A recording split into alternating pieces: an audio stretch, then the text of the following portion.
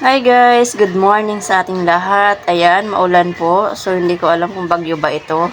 Siguro bagyo nga ito guys. Ayan. So today's video gawa tayo ng merienda guys. Ayan, kasi maulan. So kailangan natin ng may masima-sima tayo. Ayan, kasi nandito yung mga bata, nandito sa bahay, lahat.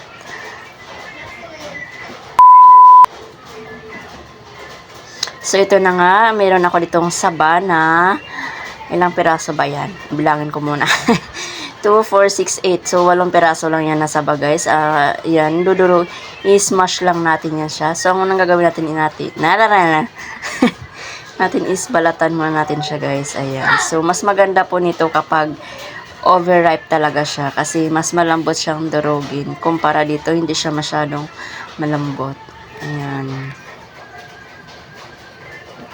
Thank you sa mga nag-follow sa akin and huwag kayong mag-alala guys. Fa-follow back naman ako. Hindi naman ako gaya ng iba na just so may mga pag-ganun pa yun, no?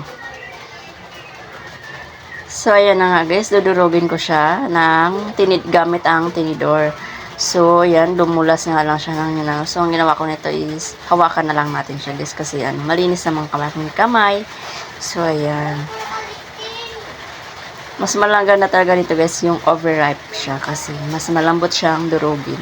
Ayan, ang lakas na naman ng ulan guys. So, walang pasok ng mga bata ngayon 2 days. 2 days na walang pasok kasi ang lakas ng ulan.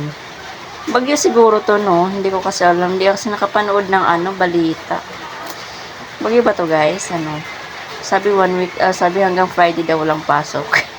Pinangunahan ko pa yung mga no. Ayan. So kapag tag-ulan po kasi guys, sarap ikain-kain, sarap sarap, kailangan na may stock ang pagkain kasi kakatamad lumabas.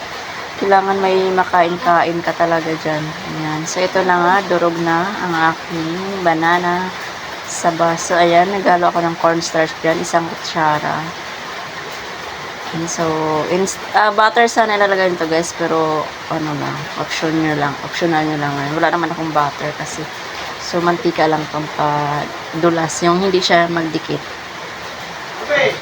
So, ayan na nga guys, ilalagay ko siya sa kawali. So, hahaluin nyo lang po yan ng pagganyan, paganoy. So, pwede pala itong pang business guys, pang merienda. Kasi hindi masyadong madaming ingredients.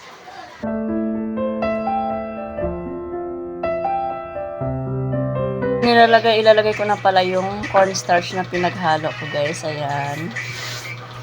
Ganyan lang po yan siya. Halo-haluin. And condensed milk lang nilagay ko dyan guys. Ayan.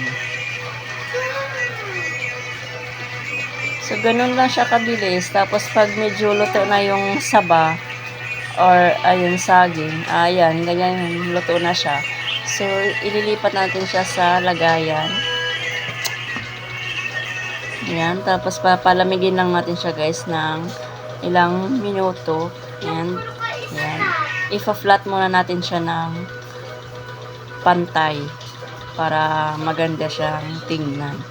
Ayan, so hintayin na natin siya. So, ayan na nga, medyo na siya. Ayan, i-slice na natin siya ng para pag gustong kumain, dukot-dukot na lang. Ayan. So, hanggang dito lang po ang aking video guys. Thanks for watching. So, nilalagyan ko pala siya ng toppings na cheese. See you more.